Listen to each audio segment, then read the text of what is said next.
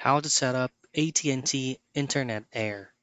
Now this method is very easy, very straightforward. So before you go ahead and set it up, just simply head straight into AT&T Internet Air's official website. And if you haven't owned an Internet Air device, this is where you could actually input your specific location or address to check availability if the coverage reaches your area.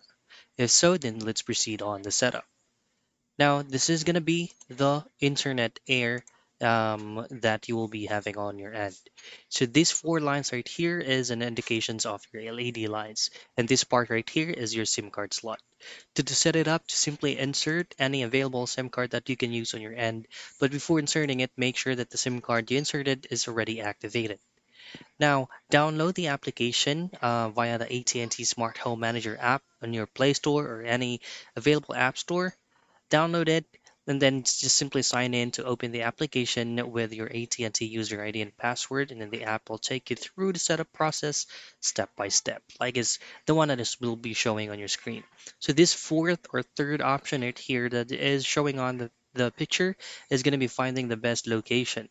So the app will help you find the optimal spot for your Wi-Fi hub gateway for the strongest signal connection to the AT&T cellular network. And that's basically it. That's how you set up your AT&T Internet Air.